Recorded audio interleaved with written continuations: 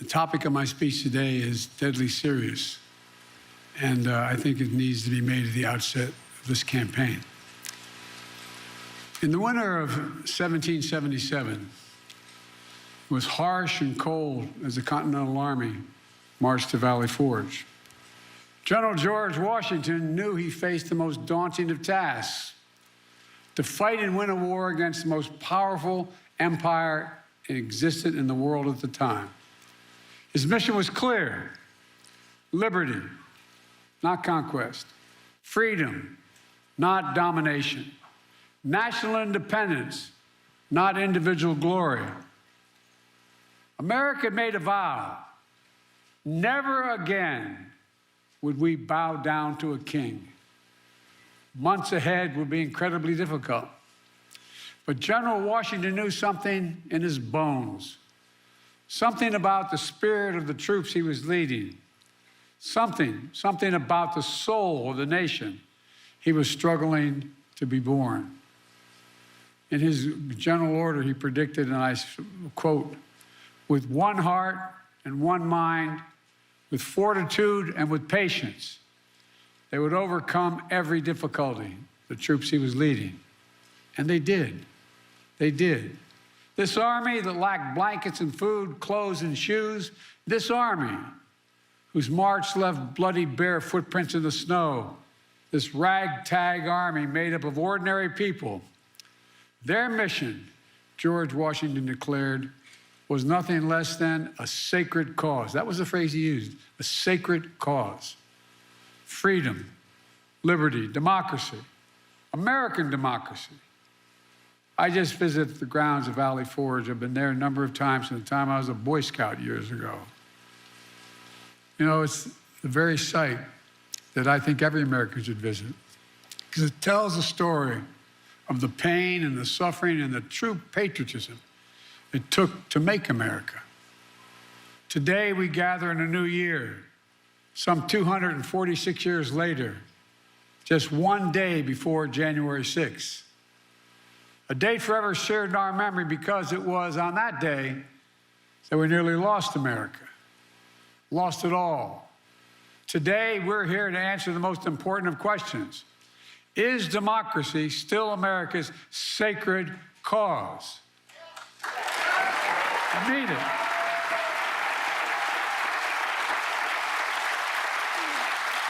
This is not rhetorical, academic, or hypothetical. Whether democracy is still America's sacred cause is the most urgent question of our time. And it's what the 2024 election is all about. The choice is clear. Donald Trump's campaign is about him, not America, not you. Donald Trump's campaign is obsessed with the past, not the future. He's willing to sacrifice our democracy, put himself in power. Our campaign is different. For me and Kamala, our campaign is about America. It's about you. It's about every age and background that occupy this country. It's about the future we're going to continue to build together. And our campaign is about preserving and strengthening our American democracy. 3 years ago tomorrow, we saw with our own eyes the violent mob storm the United States Capitol. It was almost in disbelief as you first turned on the television. For the first time in our history, insurrectionists had come to stop the peaceful transfer of power in America. First time. Smashing windows, shattering doors, attacking the police. Outside, gallows were erected as the MAGA crowd chanted, "Hang Mike Pence." Inside, they hunted for Speaker Pelosi. The House was chanting, as they marched through and smashed windows, "Where's Nancy?" Over 140 police officers were injured. Jill and I attended the funeral of police officers who died as a result of the events of that day. Because of Donald Trump's lies, they died because these lies brought a mob to Washington. He promised it would be wild, and it was. He told the crowd to fight like hell, and all hell was unleashed. He promised he would right them,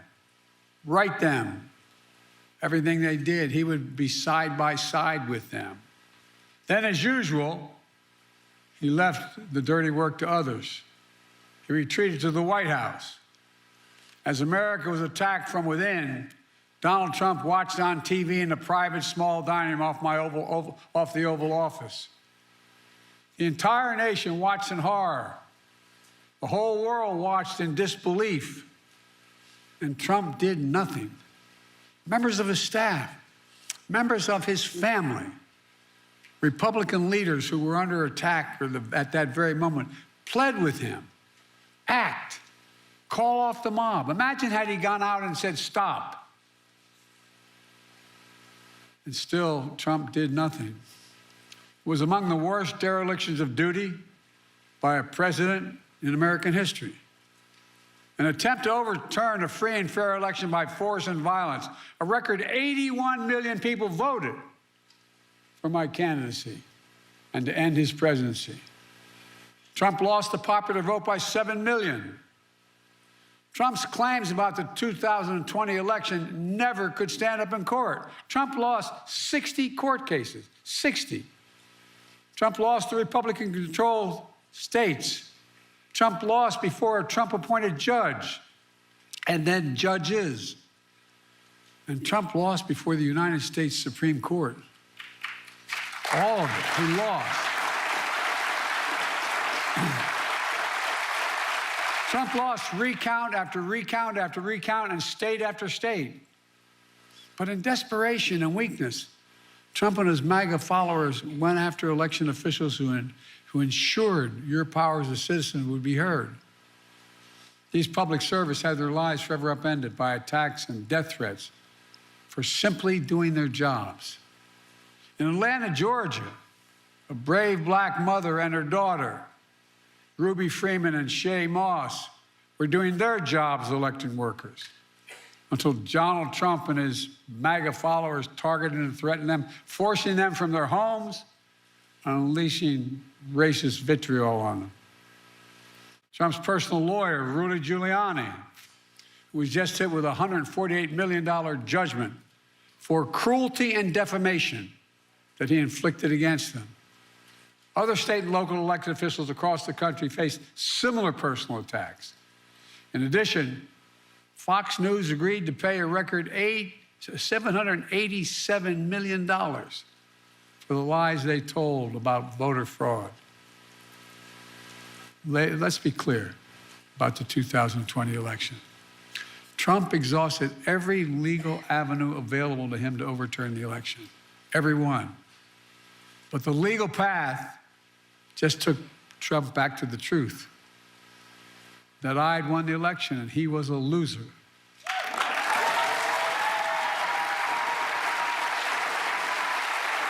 Well,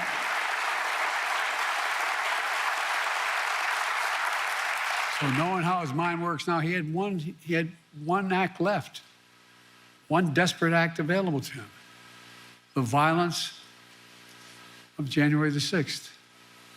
And since that day, more than 1,200 people have been charged for their assault on the Capitol. Nearly 900 of them have been convicted or pled guilty. Collectively, to date, they have been sentenced to more than 840 years in prison.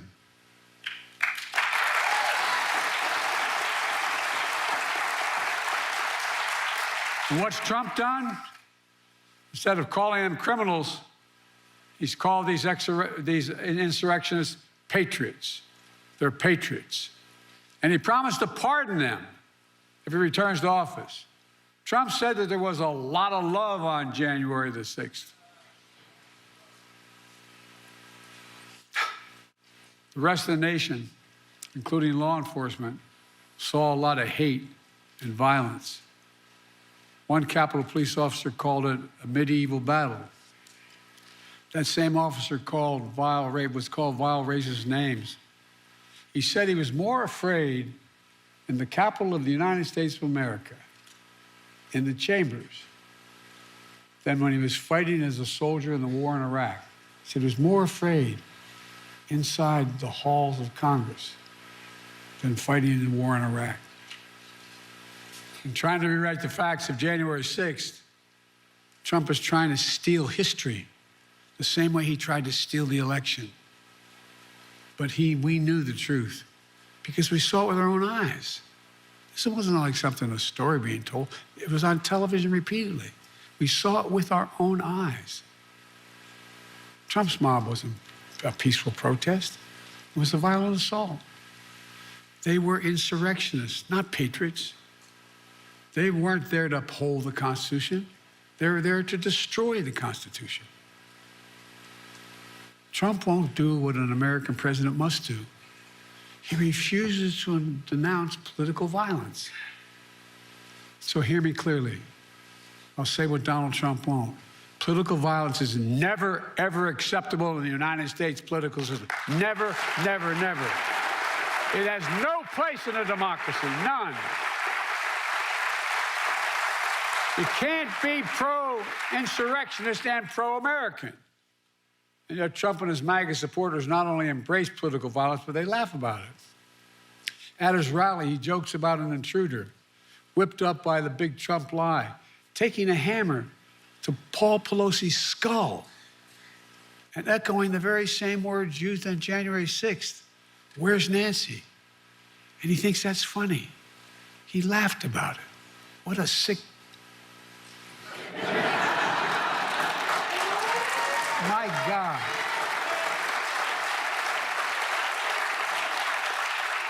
I think it's despicable, seriously. Not just for a president, for any person to say that. But to say it to the whole world listening. When I was overseas, anyway. Trump's assault on democracy isn't just part of his past. It's what he's promising for the future. He's being straightforward. He's not hiding the ball. His first rally for the 2024 campaign opened with a choir of January 6th insurrectionists singing from prison on a cell phone, while images of the January 6th riot played on a big screen behind him at his rally. Can you believe that? This is like something out of a fairy tale, a bad fairy tale. Trump began his 2024 campaign by glorifying the failed violent insurrection on our Capitol. The guy who claims law and order sows lawlessness and disorder. Trump's not concerned about your future, I promise you. Trump is now promising a full-scale campaign of revenge and retribution, his words, for some years to come. They were his words, not mine. He went on to say he'd be a dictator on day one. I mean, if I were writing a book of fiction, I said an American president said that, and not in jest. He called in, I quote, the termination, quote, this is a quote, the termination of all the rules, regulations, and articles, even those found in the U.S. Constitution, should be terminated if it fits his will. It's really kind of hard to believe. Even found in the Constitution, he could terminate? He's threatened the former chairman of the Joint Chiefs of Staff with the death penalty. Says he should be put to death because the chairman put his oath to the Constitution ahead of his personal loyalty to Trump. This is coming from a president who called, when he visited cemeteries, called dead soldiers suckers and losers. Remember that?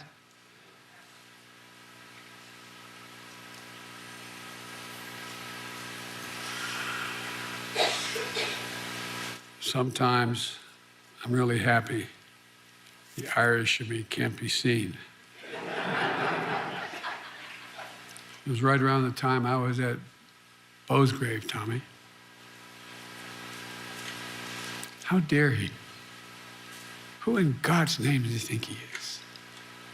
With former aides, Trump plans to invoke the Insurrection Act, which would allow him to deploy, which is not allowed to do in ordinary circumstances, allow him to deploy U.S. military forces on the streets of America.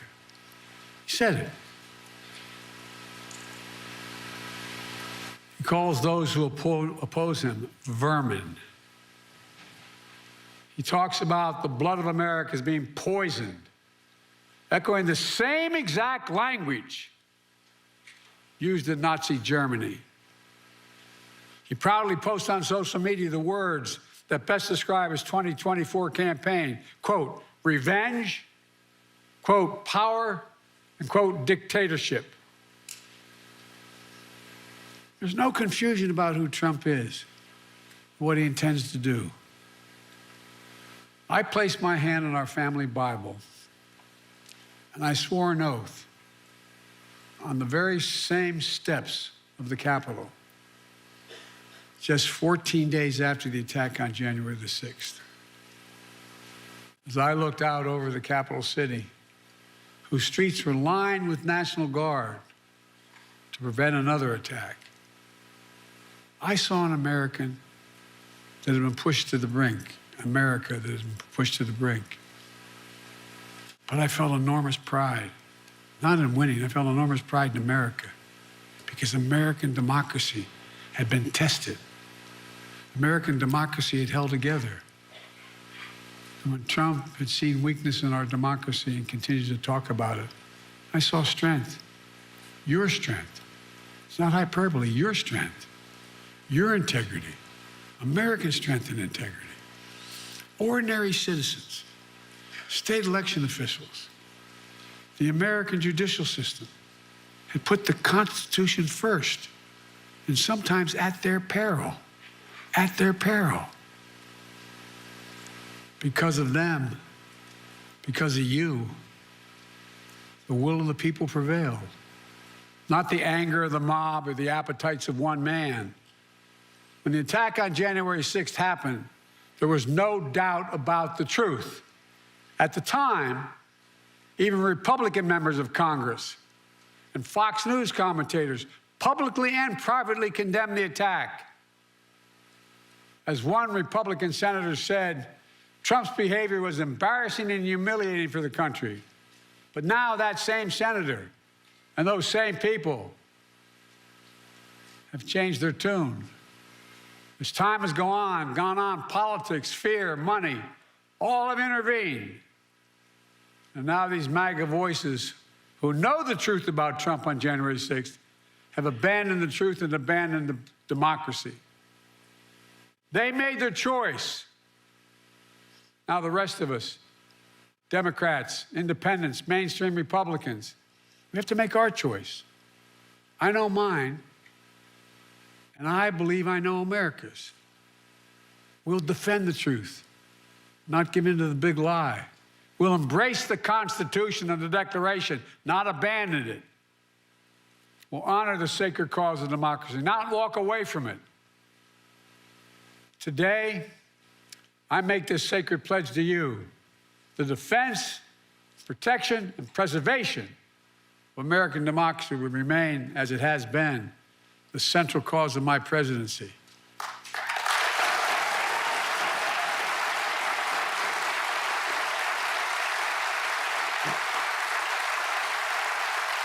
America, as we begin this election year, we must be clear: democracy is on the ballot. Your freedom is on the ballot. Yes, we'll be voting on many issues. On the freedom to vote and have your vote counted. On the freedom of choice. The freedom to have a fair shot. The freedom from fear. And we'll debate and disagree. Without democracy, no progress is possible. Think about it. The alternative to democracy is dictatorship. The rule of one, not the rule of we, the people. That's what the soldiers of Valley Forge understood. And so was me. We have to understand it as well. We've been blessed so long with a strong, stable democracy. It's easy to forget why so many before us risked their lives and strengthened democracy. What our lives would be without it. Democracy means having the freedom to speak your mind, to be who you are, to be who you want to be. Democracy is about being able to bring about peaceful change. Democracy. Democracy is how we've opened the doors of opportunity wider and wider with each successive generation, notwithstanding our mistakes. But if democracy falls, we'll lose that freedom. We'll lose the power of we, the people, to shape our destiny. If you doubt me, look around the world. Travel with me as I meet with other heads of state throughout the world. Look at the authoritarian leaders and dictators Trump says he admires. He out loud says he admires. I won't go through them all. It'll take too long. Look, remember how he refers to what he calls love letter exchanges between he and the dictator of North Korea? Those women and men out there in the audience ever fought for the American military. Would you ever believe you'd hear a president say something like that? His admiration for Putin. I could go on. And look at what these autocrats are doing to limit freedom in their countries. They're limiting freedom of speech, freedom of press, freedom to assemble, women's rights, LGBTQ rights. People are going to jail, so much more. It's true, the push and pull of American history is not a fairy tale. Every stride forward in America is met with ferocious backlash many times from those who fear progress and those who exploit that fear for their own personal gain. From those who traffic in lies, told for power and profit. For those who are driven by grievance and grift, consumed by conspiracy and victimhood. From those who seek to bury history and ban books. Do you ever think you'd be in a political event talking about book banning for a presidential election? The choice and contest between those forces, those competing forces, between solidarity and division is perennial. But this time it's so different. You can't have a contest. You can't have a contest if you see politics as an all-out war instead of a peaceful way to resolve our differences. All-out war is what Trump wants. That's why he doesn't understand the most fundamental truth about this country. Unlike other nations on earth, America is not built on ethnicity, religion, geography. We're the only nation in the history of the world built on an idea. Not hyperbole, built on an idea. We hold these truths to be self-evident, that all men and women are created equal. It's an idea. Declared in the Declaration, created in a way that we've viewed everybody as equal and should be treated equal throughout their lives. We've never fully lived up to that. We have a long way to go. But we've never walked away from the idea. We've never walked away from it before. And I promise you, I will not let Donald Trump or the MAGA Republicans force us to walk away now.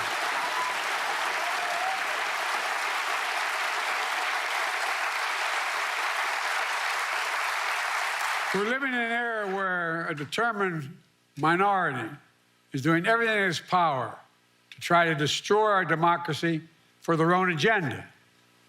The American people know it, and they're standing bravely in the breach. Remember after 2020, January 6th insurrection to undo the election in which more Americans had voted than any other in American history? America saw the threat posed to the country, and they voted them out. In 2022, historic midterm election, in state after state, election after election, the election deniers were defeated. Now in 2024, Trump is running as the denier-in-chief, the election denier-in-chief. Once again, he's saying he won't honor the results of the election if he loses. Trump says he doesn't understand. Well, he still doesn't understand the basic truth. That is, you can't love your country only when you win. You can't love your country only when you win.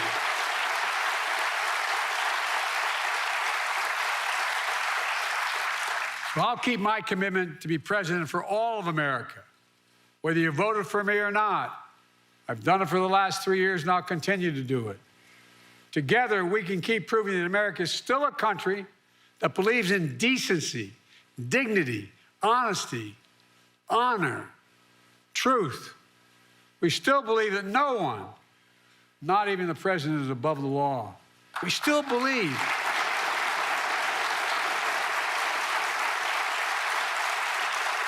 the vast majority of us still believe that everyone deserves a fair shot at making it.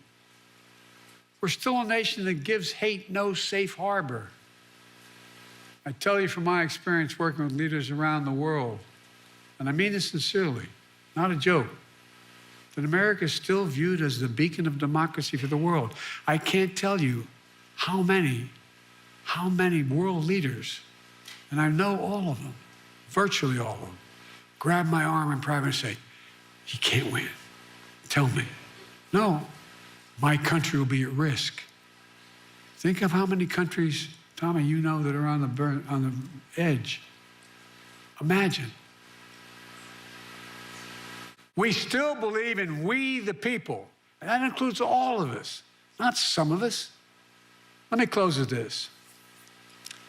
In the cold winter of 1777, George Washington and his American troops at Valley Forge waged a battle on behalf of a revolutionary idea that everyday people, like where I come from and the vast majority of you, not a king or a dictator, that everyday people can govern themselves without a king or a dictator.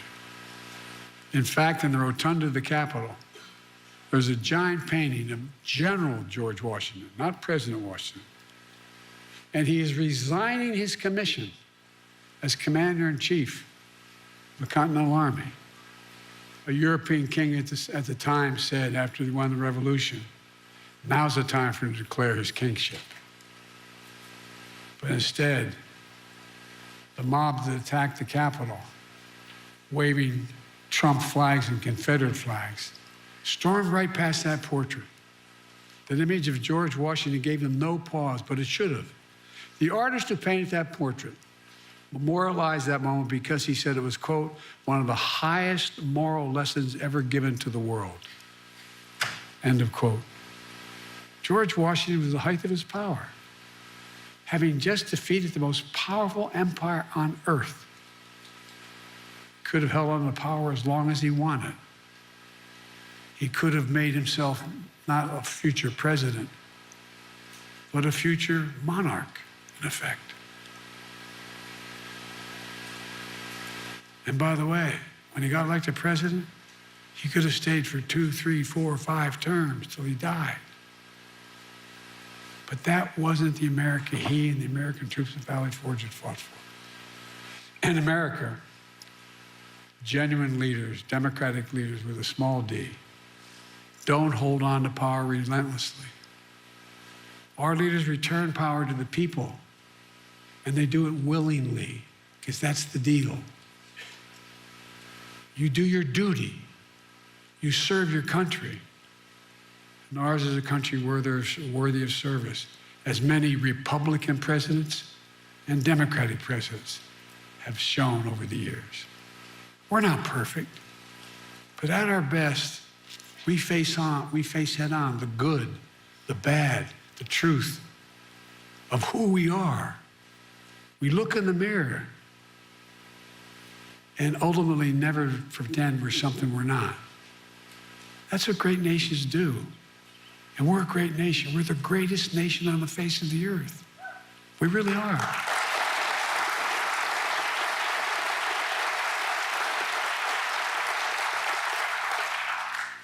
That's the America I see in our future. We get up. We carry on. We never bow. We never bend.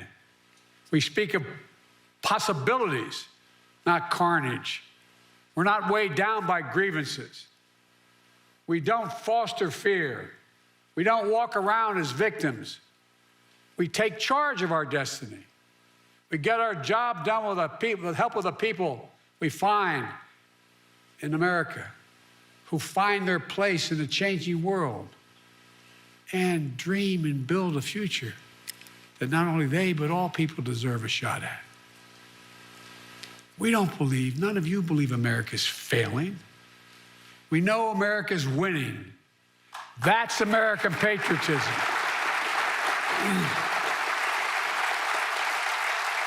It's not winning because of Joe Biden. It's winning. This is the first national election since January 6th. Insurrection placed a dagger at the throat of American democracy since that moment. We all know who Donald Trump is. The question we have to answer is, who are we? That's what's at stake. Who are we? In the year ahead, as you talk to your family and friends, cast your ballots. The power is in your hands. After all we've been through in our history, from independence to civil war to 2 world wars to a pandemic to insurrection, I refuse to believe that in 2024 we Americans will choose to walk away from what's made us the greatest nation in the history of the world. Freedom, liberty, democracy is still a sacred cause. And there's no country in the world better positioned to lead the world than America. That's why,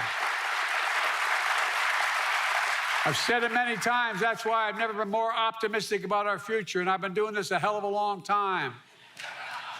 Just to remember who we are, with patience and fortitude, with one heart. We are the United States of America, for God's sake. I mean it. There is nothing. I believe with every fiber, there's nothing beyond our capacity if we act together and decently with one another. Nothing, nothing, nothing. I mean it. We're the only nation in the world that's come out of every crisis stronger than we went into that crisis. That was true yesterday. It is true today.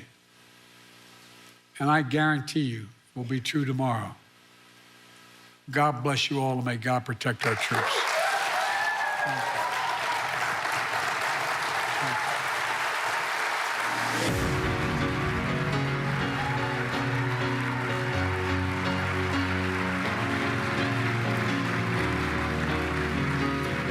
Bluebell, Pennsylvania, and the president there laying out a threat to democracy. That's what President Biden says a Trump White House would do if voted into office again. At the first campaign event this year, Biden laying out a list of reasons why Trump should not be president. Biden referring to the 91 criminal charges Trump faces stemming from his efforts to overturn his loss to Biden, in addition to 3 other felony cases. Biden describing the violence from January 6th and the deadly insurrection that devastated our country. The president there clearly pushing the theme of political violence, and that a Trump White House would only inspire more violence if he were to become president. A threat to our democracy, as President Biden says. Leading off with his wife, First Lady Dr. Jill Biden. Let's bring our political director, Rick Klein, in. Also, our White House correspondent, Karen Travers, who is right there in the room. Karen, I guess it's interesting, and I want you both to give me your thoughts on this. In a time where President Biden really stuck to talking about the economy, jobs, abortion. I mean, I was making a list here. Gun violence in America. He comes out talking about one thing, former President Donald Trump. The question is that going to work when he needs to rally more than just his base, but he needs to steal away voters from Trump? Karen? Yeah, and Kira, you know, polls show that Americans care about those pocketbook issues, and they care about issues like abortion. But the president today was framing all of that as fundamental freedoms. But for him, he was very clear today that he believes that the central issue for his presidency and now his re-election campaign over the next 11 months is preserving American democracy. He was very clear that with Donald Trump likely as his rival, that threat is never more greater. This was expected to be a speech where the president ramped up his attacks on the former president and was really going to go after him hard. But Kira, I thought it was more than that. This was an entire speech dedicated to going after Donald Trump, not just for what he did when he was in office, talking about cozying up to dictators like Vladimir Putin and Kim Jong-un of North Korea. Also what he did after he lost the election with all of those legal challenges that the president said he lost in red states, blue states, 60-some court cases and at the U.S. Supreme Court, and what he has done since, and how Donald Trump has really ramped up the rhetoric about what he will do if he wins the second term. And, you know, you talk about economic issues and how that's what voters care about. The president today, I think, was addressing that subtly by saying, in his view, Donald Trump doesn't care about Americans' future, that what he cares about right now is getting reelected, getting power back, and coming in and having a retribution campaign, a revenge campaign when he is reelected. So for the president, I think that's a way to sort of neutralize some of those criticisms, that he's not focusing on the economic issues, because he says for him, the threat of a Donald Trump presidency is so great that you have to talk about these democratic issues and fundamental freedoms. Kira? Rick, your thoughts?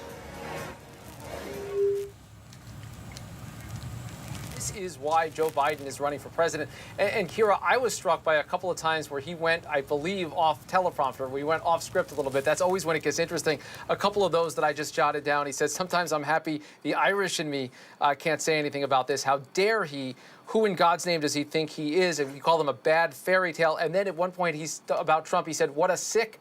And he left it lingering. We don't know what was exactly on the president's mind when he didn't finish that phrase, but I think it was clear that he believes this forcefully, passionately, and personally. And the way that he laid out this case is exactly the way a lot of Democrats have been looking forward to. You mentioned earlier, Kira, how he's tried to get traction on Bidenomics and on his view of the economy and the feeling that things are getting better in this country. People have not bought that, but they have bought in the past the threat to democracy that the MAGA movement represents. You heard President Biden go through some of the defeats that Donald Trump suffered, not just in 2020, where he suffered a direct defeat, but also in the midterm elections in 2022.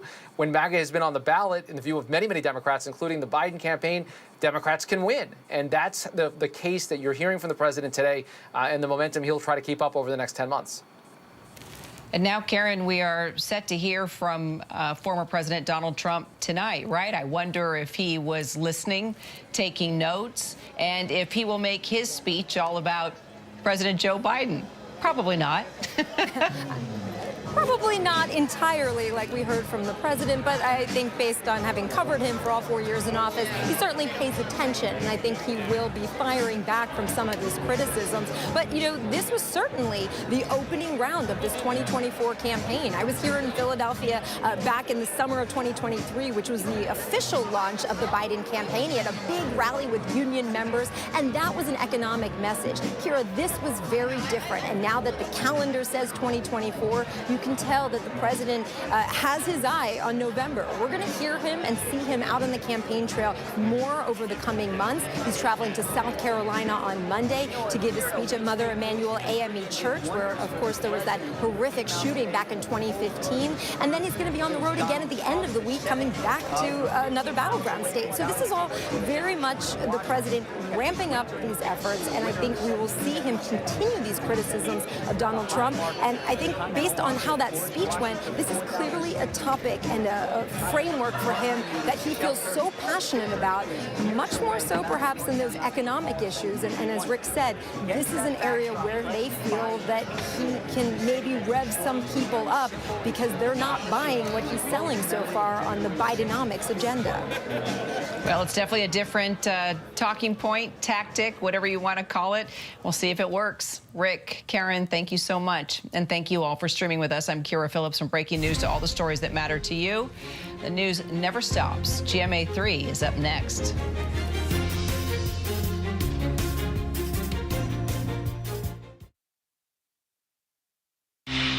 What you need to know right now on GMA 3. The first day back for high school students in Iowa shattered by gunfire. What we are now learning about the student police say killed a 6th grader, injuring 5 others. And at least 15 states now on alert for snow and ice, and that major storm barreling east. Ginger Z is here with the latest. The new law aimed at improving the mental health of new moms. We'll hear from the Arkansas state legislator behind the measure and what it may signal for families all across the country.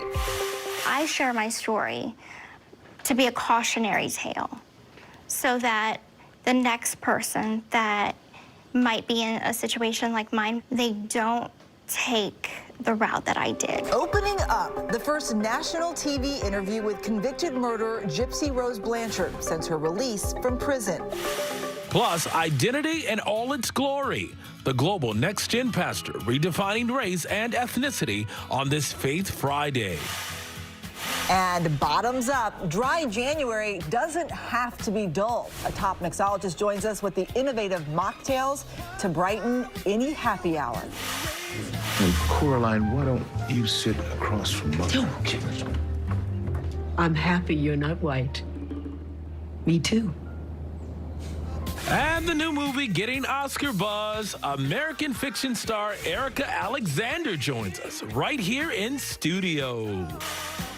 Now, from Times Square, DeMarco Morgan and Eva Pilgrim with Dr. Jen Ashton and What You Need to Know. It is Friday, the first Friday of 2024, might I add. Sounds pretty good, doesn't it? Yeah. And welcome to What You Need to Know. You like how I asked you? I was like, is this real? Is this real? Please tell me it's real. We're doing it. Happy Friday, Dr. Jen. You guys too. It is good to see you guys. Yes, let's talk medical news now with America's favorite doctor. I love saying it. You know that. So there's a study out that's taking a look at how sleep quality when we're younger can have an impact on our brain as we age. Correct. And you said the key words, DeMarco, when we're younger. So this study really about quality and quantity. Let me take you through it because I think you'll find the results as interesting as I did.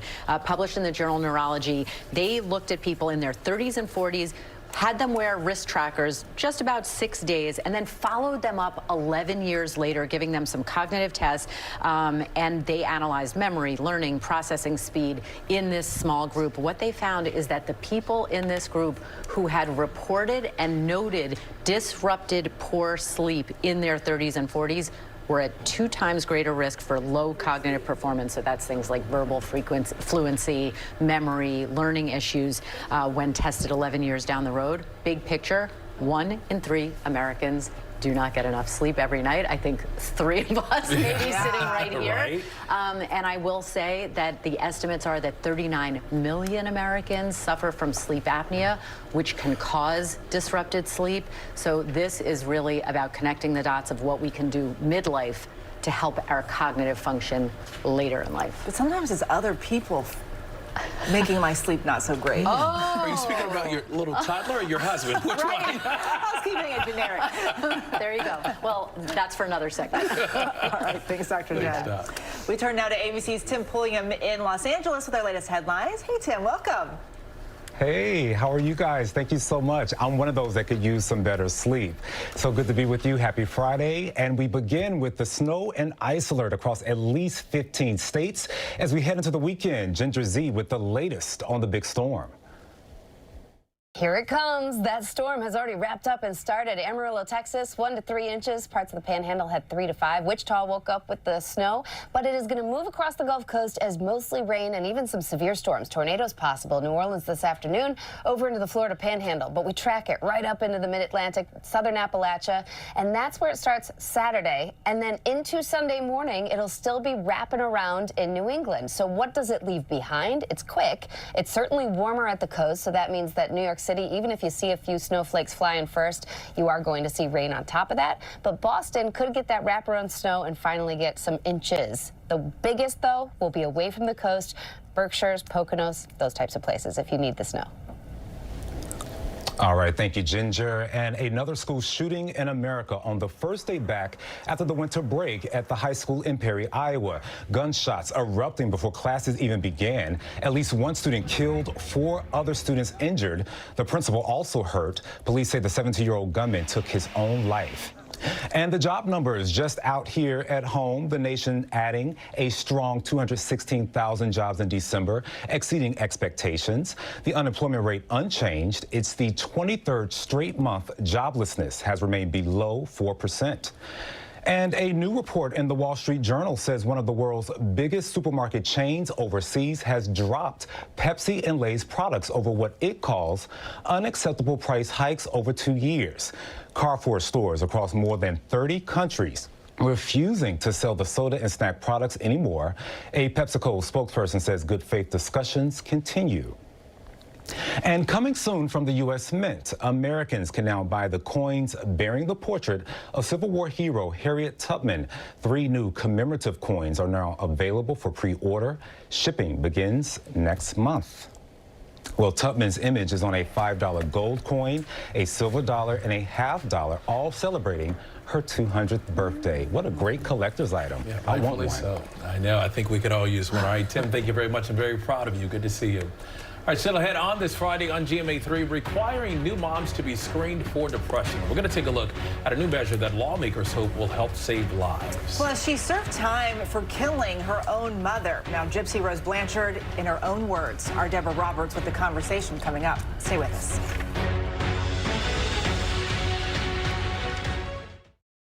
Whenever news breaks. We are here in Israel, a nation at war after that brutal surprise attack by Hamas. On the ground in Ukraine, reporting from Lewiston, Maine. The scene of a horrific mass shooting. ABC News Live is right there everywhere. From the scene of that deadly missile strike in Dnipro, Ukraine. Reporting from the earthquake in Turkey. In Rolling Fork, this tornado tore through this little town. From the most devastating disaster in Hawaii. From Charleston, South Carolina, on the 2024 campaign trail. In Iceland, let's go. Traveling with the president in Mexico City. Wherever the story. From the front lines from southern Israel. Outside the Gaza Strip. In Beirut. From the FBI. Reporting from the nurses on the picket line. Here at 10 Downing Street in London. Streaming live to you. Wherever the story is. Wherever the story is. Wherever the story is. We're going to take you there. You're streaming ABC News Live. ABC News Live. You're streaming ABC News Live. ABC News Live. Streaming free everywhere. America's #1 streaming news. All right, here we go. You ready?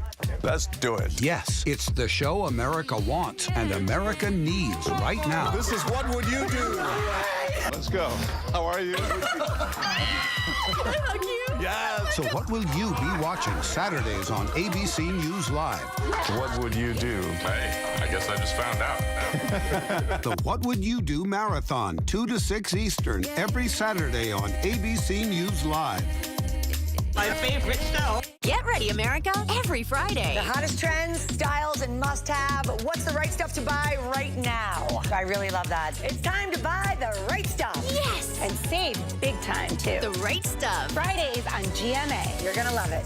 From America's #1 news comes the all-new ABC News app. Breaking news, incredible video, faster, smarter, and customizable to your interests. If you love being in the know, you're gonna love this. Experience the all-new ABC News app. Download it now. Welcome back to GMA3. A new law in Arkansas puts maternal mental health into focus. The measure requires moms to get screened for depression within weeks of giving birth. And the law comes as family welfare advocates call for a closer look at mental health and well-being during this critical time. And joining us now is the lead sponsor of the bill, Arkansas State Representative Aaron Pilkington. Good to see you, Representative, and thanks for being with us. Good to see you as well. Thank you for having me. All right, so this law kicked in January 1st. Break it down for us and tell us why it's needed in Arkansas. Sure. Well, Arkansas is one of the states with the worst maternal and infant mortality rates. And so looking at ways to improve that, it's something I've spent a lot of years and a lot of time doing. And one of the interesting studies that actually came out from the University of Arkansas for Medical Science was a study about maternal mental health and ways to improve it. And so to me, this seemed like a golden opportunity to put something in place that would help out our mothers here in Arkansas, help them get the care they need. And so we designed a law that essentially would cover these services, require that they're provided, and that their insurance is paid for, whether it's private insurance or Medicaid, and make sure that the providers perform it. And so by doing this, we're hoping to turn the curve when it comes to mental health in maternity cases here in Arkansas, and I'm really optimistic about the possibility of improving mental health for young moms and all moms really here in Arkansas. Yeah, I mean, this is so critical. As an OBGYN, I know, unfortunately, that psychiatric issues are a leading cause of maternal death and morbidity, as you said, during pregnancy and postpartum. So specifically, we get the concept, but how do you think this law will turn things around? Well, I think by one's pain. You're going to see providers offer the service more and more. You know, Arkansas is a state that doesn't have as many providers as we need, so oftentimes they're overworked. They've got a lot going on. But when you reimburse it, you're likely going to see an increase in this provided. And with this law, they have to require it unless the mother opts out. And so by doing this, we're just hoping to catch things early on, not let this important part, which is the mental health screening, fall through the cracks. And, you know, if we're able to catch this early on within the first 6 weeks, the hope is that we're able to get mom the care she needs so that she can have a healthy postpartum time with her new baby. And, you know, I tell people all the time, it not only helps the mother, but it helps the child as well. If mom is having some issues, you know, her getting the help she needs is vitally important to make sure that baby gets the help they need as well. So a good environment for mom is a good environment for baby. And so we think this is both pro-mom and pro-baby. And so we're very happy about that. Let's be real, babies are expensive, and a lot of families, they just don't have a lot of extra money right now. So I'm curious, who is paying for this? So what we're doing is we're requiring the private health insurance to pay for this, as well as requiring Medicaid in Arkansas to pay for it as well. So it isn't coming out of the pockets of the moms, it's coming out of the insurance pockets, which is an important part of this. You know, we could say that, oh, we want this covered, but if no one's going to pay for it, it's not going to get done. And so that was actually a vital part of this bill, was making sure that it's getting covered. And so that's our hope. You're right. It's expensive. I have children here in Arkansas. I've got 2. I've got a 3rd one on the way. It's pricey for sure, but we wanted to make sure that these screenings are being done because, you know, having a child, I mean, that's, you know, it's a beautiful thing, but it's life-altering. It's a very stressful time. I mean, with our first child, it was during COVID. We had a C-section at, you know, 11:30 at night. I mean, it was a very traumatic time for us. And I just remember sitting there the next day holding my baby as my wife slept, just thinking, how do some of these people go through this, especially single moms and moms that don't have the support system that my wife had.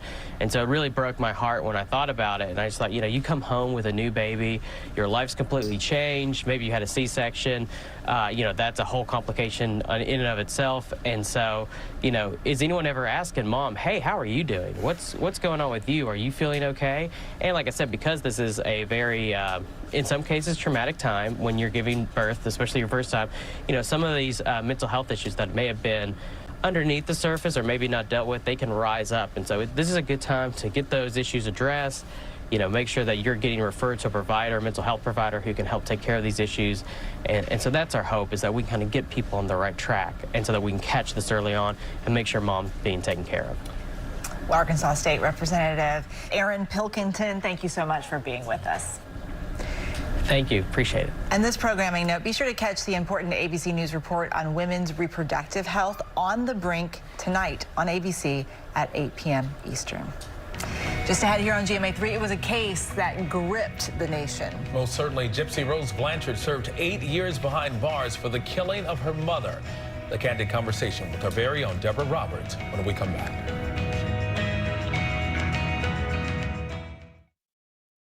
Tonight, tracking the cross-country storm, plus the wars in Gaza and Ukraine, and growing conflicts in the Middle East with so much at stake. More Americans turn to the most-watched newscast on television, World News Tonight with David Muir. What's good to watch, read? Where can I get a great deal on what I'm just dying to buy? Oh, it's all right here. GMA Life. Get the latest celebrity buzz, deals and steals, and the coolest lifestyle tips from GMA. I love that so much. Streaming weekends on ABC News Live. Whenever, wherever news breaks, it's so important to always remember that lives are changed. Here in London, in Buffalo, Uvalde, Texas, Edinburgh, Scotland. Reporting from Rolling Fork, Mississippi. Ukrainian refugees here in Warsaw. We're heading to a small community outside of Mexico City. Getting you behind the stories as they happen. ABC News Live Prime. We'll take you there. Stream ABC News Live weeknights wherever you stream your news. Only on ABC News Live. This is ABC News Live. The crush of families here in Poland. At refugee centers. In Putin's Russia. On the ground in Ukraine. Close to the front line. From the capital. Destructive Cat 4 storm. You're along I-5. Boston is in the bullseye. Let's go. ABC News Live. America's #1 streaming news. Anytime, anywhere. Streaming 24/7. Straight to you for free. Thank you for making ABC News Live America's #1 streaming news. Why do so many people start their day here? From ABC News, this is Start Here. To be in the know and get a different take on the day's top stories. Start here. Now, that's a part of the story I bet you didn't see coming. Make it your daily first listen, wherever you get your podcasts. Reporting from the Federal Reserve, I'm ABC's Elizabeth Schulze. Wherever the story is, we'll take you there. You're streaming ABC News Live. All right, folks, we're back now with the gripping story that captured so much attention. Gypsy Rose Blanchard convicted of orchestrating the murder of her own mother. She is now out of prison and speaking out for the first time. What she has to say about her new freedom, fame, and her future. Our Deborah Roberts with the ABC News exclusive. I share my story to be a cautionary tale. Gypsy Rose Blanchard is finally tasting the freedom she's long dreamed of. Tell me about the day you stepped out from behind the prison walls. You don't realize how much you're restricted in prison. I felt like I was in a black and white world and I just stepped into Technicolor. It was amazing. Her world shifting after spending nearly 9 years in prison for helping plot the murder of her own mother. Gypsy, a victim of her mother's psychological disorder, commonly known as Munchausen syndrome by proxy, in which parents seek sympathy through the exaggerated or made-up illnesses of their children. Since childhood, Gypsy's mother, Dee Dee, portrayed her daughter as frail, disabled, suffering from multiple illnesses, including leukemia and muscular dystrophy, subjecting the girl to life in a wheelchair, a feeding tube, and unnecessary surgeries, even having some of her teeth removed. It was all a lie. I don't believe my mother was a monster. She had a lot of demons herself that she was struggling with. In 2015, Gypsy says she reached a breaking point and plotted with a boyfriend she met online, Nicholas Godejohn, to kill her mother. Gypsy would later plead guilty to second-degree murder. Godejohn was convicted of carrying out the stabbing death and sentenced to life in prison without the possibility of parole. During her prison stay, public fascination with Gypsy exploded. Her story portrayed in multiple documentaries and a drama series, The Act. I'm so trapped. I can't tell anyone. Gypsy now sharing unscripted personal details about her past in a Lifetime docuseries, The Prison Confessions of Gypsy Rose Blanchard. You say that you were addicted to painkillers. How serious was this addiction? You know, this is really hard to talk about because it took me down a really dark path. But I felt like it was my only way to cope for a time. Hey everyone, this is Gypsy. I'm finally free. Her journey sparking a cult-like following online. Do you feel any conflict with that? You've got fame, even though you participated in a murder? Of course I feel conflicted. Fame is not what I'm looking for. I always said I think I'm infamous, and then I came out famous. Ryan Anderson, her new husband who wrote Gypsy in prison, was waiting outside the prison doors after his wife's release. Oh, I missed you. I missed you too. So this is your happily ever after, the gal who liked being a princess. It is, yeah. I had to kiss a couple frogs to get to this one. Handsome face. Oh, thank you, baby. All right, our many thanks to Deborah for that report. The Prison Confessions of Gypsy Rose Blanchard premieres tonight at 8 Eastern Time on Lifetime.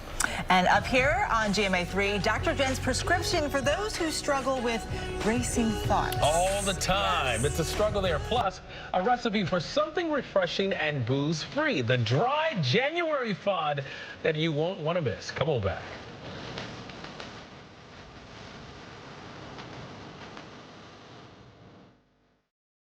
Get ready, America, every Friday. The hottest trends, styles, and must-have. What's the right stuff to buy right now? I really love that. It's time to buy the right stuff. Yes! And save big time, too. The right stuff. Fridays on GMA. You're going to love it. Why do so many people start their day here? From ABC News, this is Start Here. To be in the know and get a different take on the day's top stories. Start here. Now, that's a part of the story I bet you didn't see coming. Make it your daily first listen, wherever you get your podcasts. All right, here we go. You ready? Let's do it. Yes, it's the show America wants and America needs right now. This is What Would You Do? Let's go. How are you? Yeah. So what will you be watching Saturdays on ABC News Live? What would you do? Hey, I guess I just found out. The What Would You Do Marathon, 2 to 6 Eastern, every Saturday on ABC News Live. My favorite show.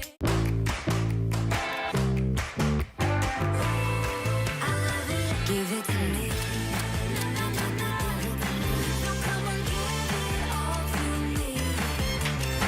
Give it to me. With so much at stake, so much on the line, more Americans turn here than any other newscast. ABC News World News Tonight with David Muir, America's #1 most watched newscast across all of television. From America's #1 news source comes the all-new ABC News app. Breaking news, incredible video, faster, smarter, and it can customize to you and your interests. If you love being in the know, you're gonna love this. Experience what all the buzz is about. Experience the all-new ABC News app. Download it now. All right, we're back now with Dr. Jana, and we are taking a look at a new study that's out, taking a look at how scientists looked at the cells of people with long COVID and found their cells that generate less energy. Remember your high school biology, you guys, mitochondria, the powerhouse of the cell. So that seems to be a leading contender in the theory of long COVID. So big picture, 1 in 8, it's estimated, maybe even more, people who have COVID-19 illness, regardless of the severity, will go on to have persistent symptoms that can last for months or longer. So when you think about the number of people in this country and worldwide who've had COVID, then imagine a significant percentage of them dealing with persistent symptoms. We did not know why. And part of the reason for that is that the symptoms range head to toe. So whenever something affects your brain, your mood, your sleep, your lungs, your heart, your skin, you start to look for what is the common pathway here. And so a recent study published in Nature Communications, very, very small study, but interesting and promising, found that one of the culprits may be mitochondria dysfunction. So these are the part of the cell that churns out energy. And if they're not working well, you don't oxygenate those tissues and organ systems well, and pain and deficits can occur. So it all goes back to that high school biology. I remember that we had gummy snacks to use to make those That's right. things. That's what they look like. That's what sticks into my head. That's what they look Is there a way to increase the energy in your mitochondria? Not at this point right now for dealing with COVID-19, but the first step is trying to string together that cause and effect. And then if it bears out, you know, real certainty, then you can start to target kind of intervention, prevention, and treatment. All right. We're back in a moment. Stay with us.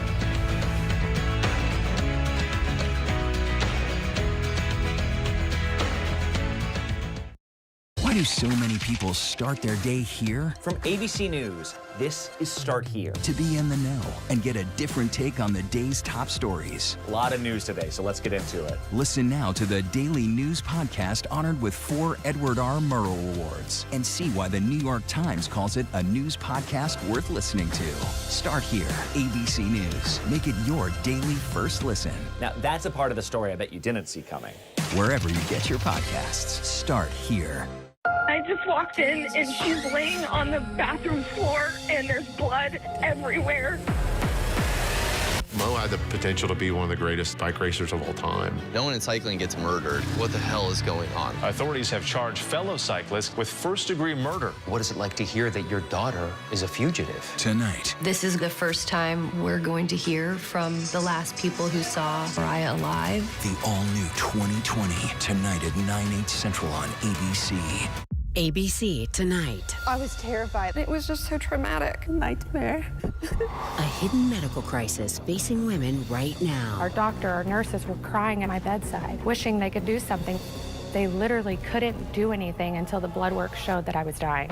The confusion, the horrifying consequences. The nurse asked me if she can pray for me. I wouldn't wish this upon my worst enemy. Diane Sawyer, Rachel Scott, The Impact by Nightline special. Tonight on ABC. Tonight, tracking the cross-country storm, plus the wars in Gaza and Ukraine, and growing conflicts in the Middle East with so much at stake. More Americans turn to the most watched newscast on television. World News Tonight with David Muir. From America's #1 news comes the all-new ABC News app. Breaking news, incredible video, faster, smarter, and customizable to your interests. If you love being in the know, you're gonna love this. Experience the all-new ABC News app. Download it now. Get ready, America, every Friday. The hottest trends, styles, and must-have. What's the right stuff to buy right now? I really love that. It's time to buy the right stuff. Yes! And save big time, too. The right stuff. Fridays on GMA. You're going to love it.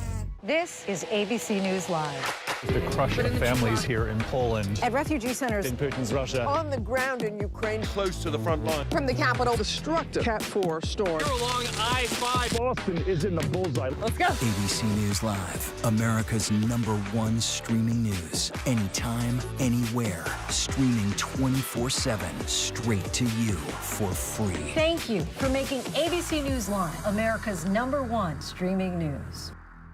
What's good to watch, read? Where can I get a great deal on what I'm just dying to buy? Oh, it's all right here. GMA Life. Get the latest celebrity buzz, deals and steals, and the coolest lifestyle tips from GMA. I love that so much. Streaming weekends on ABC News Live.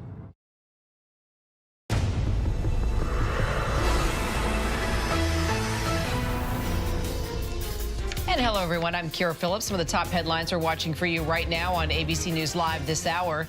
Starting with President Biden launching his first major campaign event of 2024, delivering a speech near Valley Forge on the eve of the 3rd anniversary of the January 6th deadly attack on our Capitol. The president calling out former President Trump by name, saying he doesn't care about America, he only cares about himself, and that he is a threat to our democracy. Today, we're here to answer the most important of questions. Is democracy still America's sacred cause? I mean it.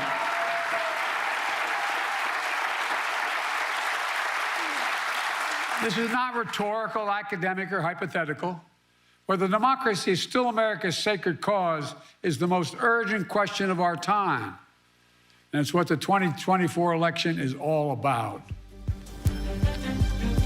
And as President Biden hits the campaign trail, Republican presidential hopefuls are in Iowa attempting to make an impression on voters there as they're gearing up to cast the first ballots during the Iowa caucus in just 10 days. Wayne LaPierre, the embattled longtime leader of the National Rifle Association, is stepping down, citing health reasons. The announcement comes just days before LaPierre's trial is set to begin in a corruption case brought by New York Attorney General Letitia James. LaPierre has run the NRA, the nation's largest gun rights group, since 1991, and he says he'll never stop supporting the NRA and its fight to defend Second Amendment freedom.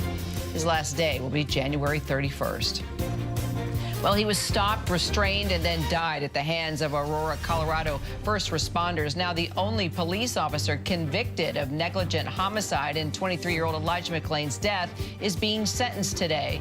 Randy Rodema was among 5 first responders that came to the 911 caller that reported McClain as sketchy and wearing a ski mask.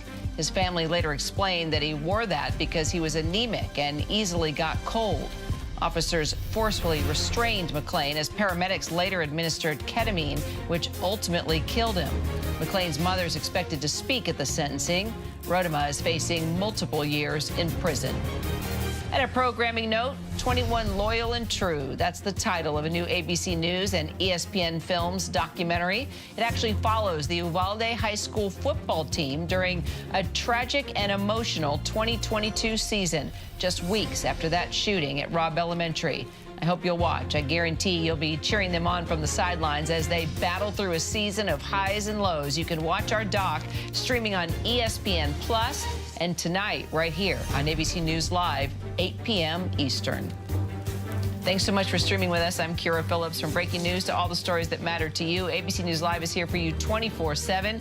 You can always find us on your favorite streaming service, the ABC News app, and of course on abcnews.com. The news never stops, neither do we. GMA 3 starts right now.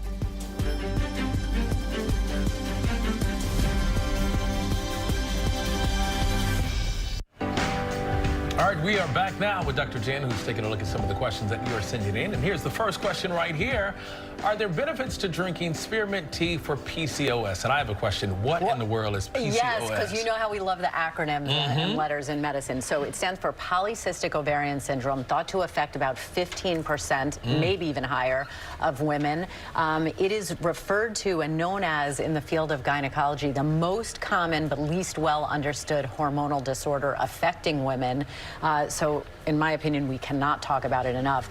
The diet, nutrition, hormonal interaction, that is the sweet spot, in my opinion, of both gynecology and women's health. This is interesting because there have been reports in the peer-reviewed medical literature, small, granted, but compelling, that there's an anti-androgenic, which just means kind of anti-testosterone, anti-male hormone effect in women with PCOS who have excessive hair, whether that's facial or body hair, when they drink peppermint tea. It's unclear why, but 2 cups a day in small studies have been shown over as short as 1 month to lower acne and body hair. So again, when you talk about any kind of intervention, you guys have heard me say this so many times, risk benefit. What's the risk of drinking peppermint tea twice a day? Not a lot, right? So it helps with that little fuzz up here. It might. And now here's the thing, when you're talking about hirsutism or hair with polycystic ovarian syndrome, you have to wait a long time to see the results. This one particular study that I looked at saw results in 30 days. Again, it was a small study. But in general, when you talk about hair, either seeing more or seeing less, you have to wait several months. And that's just because of the life cycle of a hair follicle. And this has been all over TikTok as well for like hormonal acne. Yeah, spearmint there tea. you go. Anti-androgenic. So that just means potential for anti-testosterone. And again, very little risk. Potentially a benefit. So go ahead and try it. Your prescription for wellness. Okay, so today has to do with how to stop those racing, busy mind thoughts that so many of us have both day and night, particularly at night. So some tips. Number 1, stay in the moment, stay in the present. Don't worry about things too far in the future or the past because they're usually not in your control. Use a mantra. So that's just a comfortable saying that you can repeat to yourself over and over again when you want to refocus yourself. And then writing your thoughts down on paper, believe it or not, the old-fashioned way, can just remove it from here, put it somewhere that you can compartmentalize and say, I'm going to talk to a mental health professional or talk to someone else or just revisit this at another time. But there it is, not there. That's good advice there. I'm always thinking about what I have to do the next day or the day after, and it just never turns off. Right, just in the moment. Be in the moment. Exactly. All right, what was that? All right, Doc, thank you very much. And folks, we would love to hear from you, so hit us up on Instagram with all of your medical questions for Dr. Jen at ABCGMA3. My mind was already racing. When we come back, looking at identity through the lens of faith, our Faith Friday conversation coming up. Plus, we are raising a glass to dry January with some delicious mocktail recipes. Much more when we come back.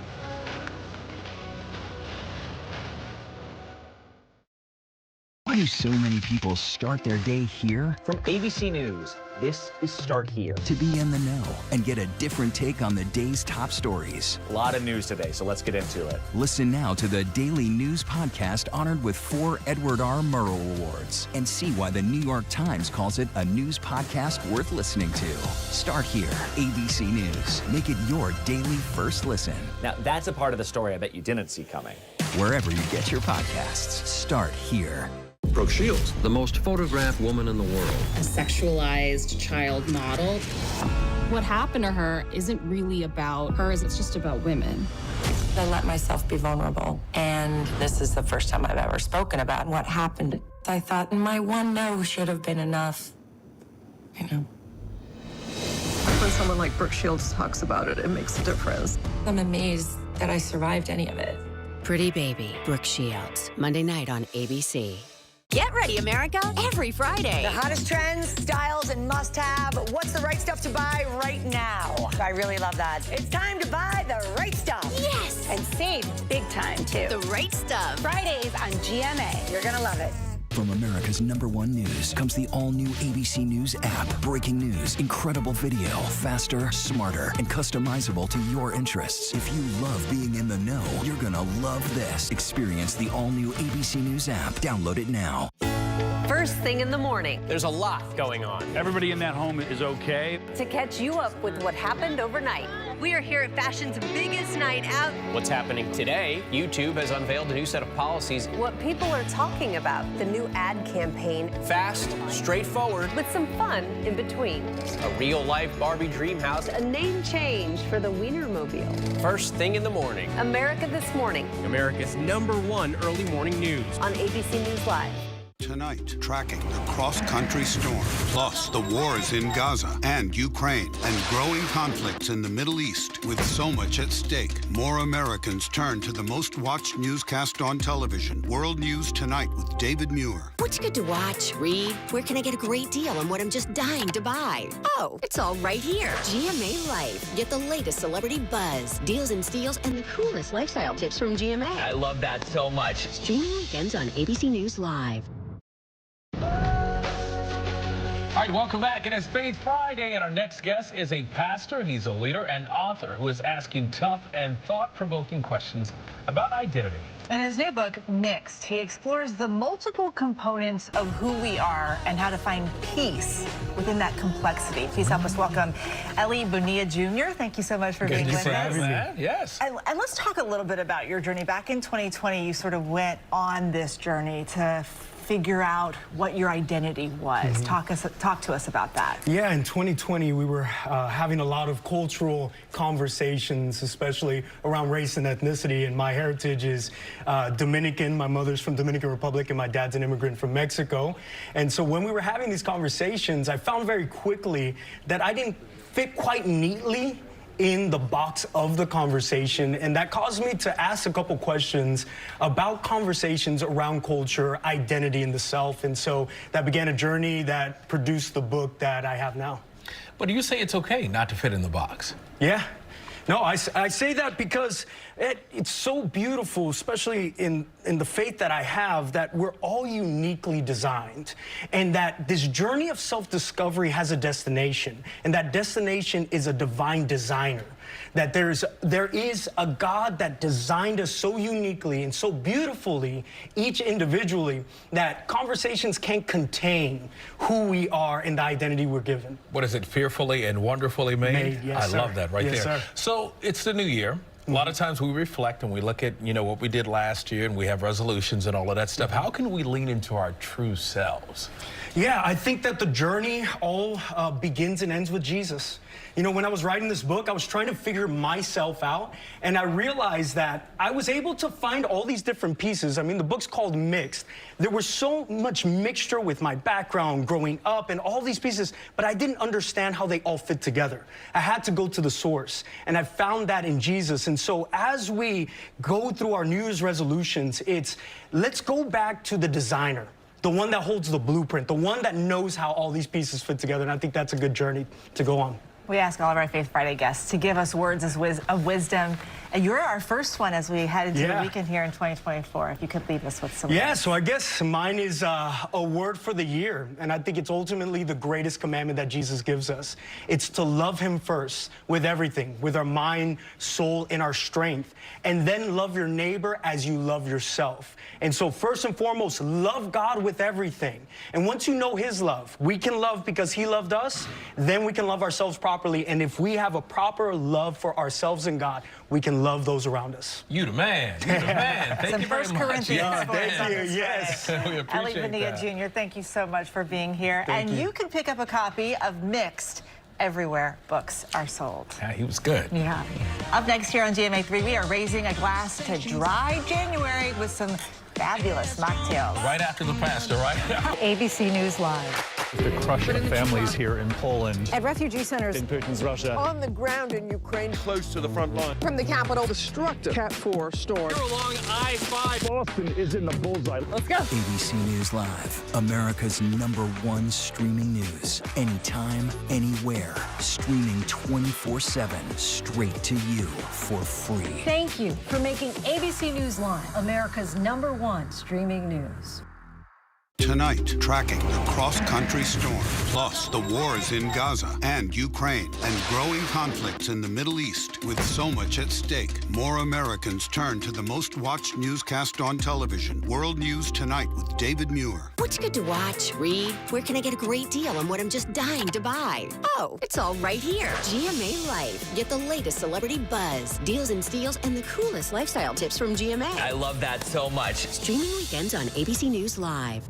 Why do so many people start their day here? From ABC News, this is Start Here. To be in the know and get a different take on the day's top stories. A lot of news today, so let's get into it. Listen now to the Daily News Podcast honored with 4 Edward R. Murrow Awards and see why the New York Times calls it a news podcast worth listening to. Start Here, ABC News. Make it your daily first listen. Now, that's a part of the story I bet you didn't see coming. Wherever you get your podcasts, Start Here. From America's #1 news comes the all-new ABC News app. Breaking news, incredible video, faster, smarter, and customizable to your interests. If you love being in the know, you're gonna love this. Experience the all-new ABC News app. Download it now. Why do so many people start their day here? From ABC News, this is Start Here. To be in the know and get a different take on the day's top stories. Start Here. Now, that's a part of the story I bet you didn't see coming. Make it your daily first listen, wherever you get your podcasts.